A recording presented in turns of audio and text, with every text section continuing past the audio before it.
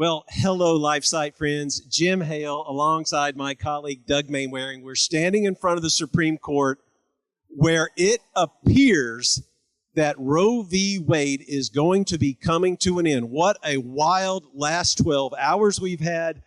Doug, I got up this morning and I had a text message from Doug and he says, "Hey, are you going to the Supreme Court?" Doug, we didn't see this coming, did we? No, not at all. In fact, yesterday at this time, nobody that's here right now expected to be here at the moment.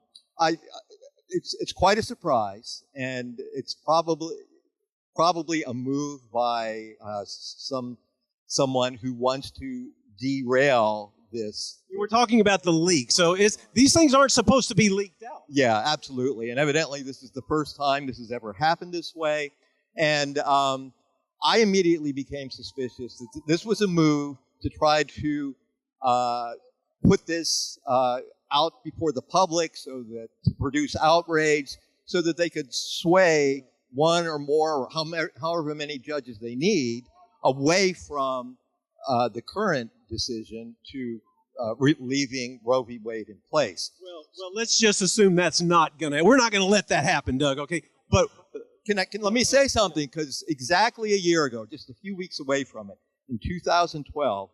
We had the ruling on the Obamacare individual mandate. And I was here. So many of us were taken by surprise when we heard that Justice Roberts had joined the liberals in supporting the mandate. And later on, we learned that up until a few weeks before that, he had been aligned with the conservatives and was going to rule against it. So these justices can definitely be swayed in the last few weeks. But it would certainly appear, though, even if Roberts does flake out on us, that we've got 5 votes. Yeah, and I hope none of the other 5 will collapse here. Okay, Doug. So if this is true, if we're going to get a majority vote to end Roe v. Wade, what does this mean? This is wonderful. Now it all goes back to the states, right? And in my state, Maryland, nearby here, they've already taken steps to codify it within our Constitution in the state, so that it can't be undone, at least not easily. And we're going to see battles in different states. Who's going to win, pro-life or pro-abortion forces? What does this day mean? Well, obviously, it's a very exciting day. It's like taking Normandy Beach. This is D-Day. We haven't won the war. We've got to make it all the way to Berlin. We've got to make it a crime in all 50 states to kill a human being from conception until birth. But this is an absolutely necessary step toward that end. What did you think of what Alito wrote? I was so thrilled. And we've been here before with Casey, with the decision out of Missouri. We thought Roe would have been overturned by now. So I've been holding my breath thinking, will we be betrayed again? But it looks like, unless they cave in to pressure, it looks like Roe will be completely overturned. It will go back to the states, and then one by one, states will make it against the law to kill an unborn child. Randall Terry II. Now the battle goes to the states. Yep. I mean, obviously, most of the blue states are going to keep it legal to kill an unborn child, and a bunch of the red states are going to outlaw it immediately. Some states have trigger laws, like Tennessee. Abortion will be outlawed within 30 days of Roe v. Wade being overturned.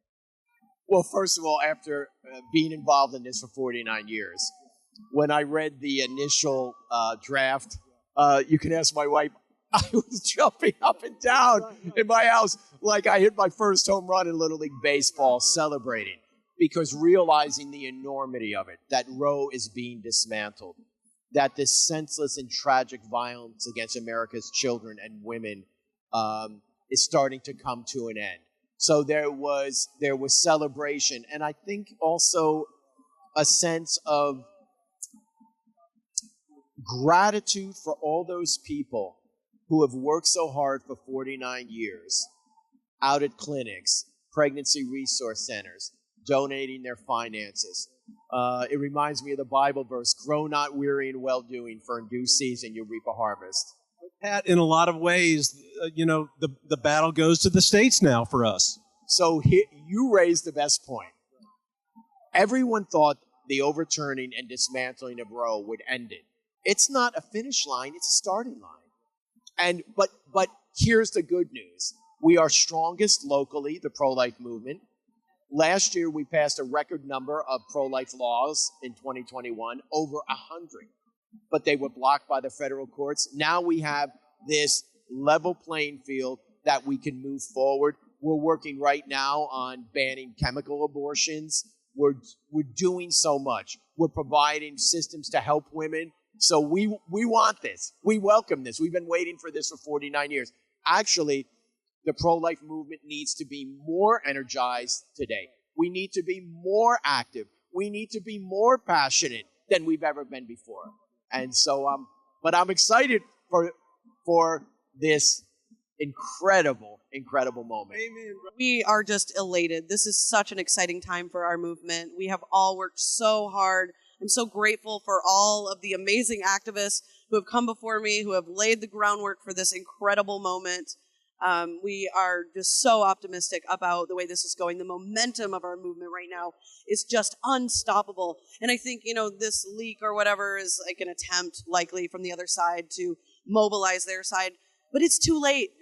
They're falling apart and we are winning. And that's the feeling I'm having today. Oh my goodness, so many reactions. A, really annoyed at that clerk for disrespecting the integrity of the Supreme Court by leaking that draft.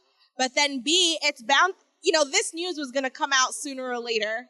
So, now we just really pray and hope and pray for the justices and their families. And I can't imagine what kind of hate they've been receiving, what kind of pressure they've been receiving. But if anything, this should be cause for hope and rejoicing for the pro-life movement. I never thought I would see this in my lifetime, that Roe would be overturned.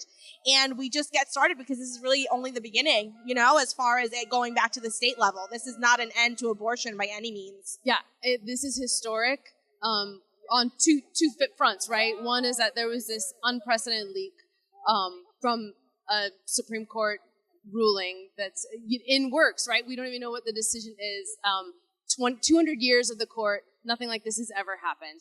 And so we don't want to celebrate early, but what was leaked does look like it's on our side. And so for us, we've been working 16 years at Students for Life as a post-Roe organization. People used to laugh at us when we'd say we're a post-Roe organization, but regardless of how the courts rule, which we hope it's in our favor, it's looking good. We're going to keep doing the work we've always done, which is passing legislation in states, making sure that every woman knows that she is supported and the resources are there for her to be empowered to choose life. So for us, the work doesn't change. It just opens a lot of doors if they actually do go back, as Alito was saying, and reverse Roe and reverse Casey, because that just opens the door into every single state. And we're ready to come knocking on the door of every single state house and say, here's our plan for a post-Roe America. Yeah, it's like the sign is real now. Yeah, the sign is real, and it's you talk about like labor pains. You wait 9 months to have a baby, and that's kind of what this feels like. Is this the beginning of these labor pains of like a pro-life movement across the country with the reversal of Roe, with the reversal of Casey? I'm so glad I've lived long enough to see this. I hope I'm still able to say that when they announce the final ruling in a few more weeks here. But God is good, and I'm just thrilled, and so many people here are thrilled that we've gotten this hint about where the court's going with this. Well, you might be able to tell. I don't know. Look to my fellow staffers, but Doug Mainwaring is in fighting shape right now, and you're looking great, Doug. By the way, but I know you are in for your own battle. Can you just bring us up to date on your health, brother? Oh, well, yeah. I haven't spoken about this publicly before, but I was diagnosed. In fact, I was diagnosed the day after I was here with you in December when the court was hearing this case. And I was diagnosed with bladder cancer, and then a few weeks after that with prostate cancer. So I've already had a couple surgical procedures. They've removed some tumors from me. In a few days, I'll meet with the whole team of doctors to find out what the final plan is here. But things, I think, are looking up. I'm cautiously optimistic that I'm going to be able to hang on to all my internal organs at the moment. That is wonderful. And my gosh, what are you out training for a marathon now? Yeah, you know what? I've been trying to be in the best shape possible for whatever operations that are in my future here. So I've been walking or jogging between 10 and 25 miles a day. So. Doug, you know what? I'm so honored to be your colleague. I'm honored to be standing with you here right now. Thanks for texting me early this morning. Oh, you're welcome. Why were you sleeping in past 5:30? Doug, I know you wake up like at 3 every morning. I do. Yeah. All right. Well, God bless you, Doug. You know what? I'm going to ask all of our viewers to pray for you as you undergo perhaps more procedures. And just know, Doug, how much you are loved by so many people. You, I think, are the premier writer in the world when it comes to the nefarious agenda of the LGBT lobby. And you expose it in a way that nobody else does. Wow. Well, thank you for saying that, Jim. I'm speechless. How do I respond to that? Thank you. All right, we love you, brother. So, all right, guys, with my colleague Doug Mainwaring at the Supreme Court of the United States on an historic day,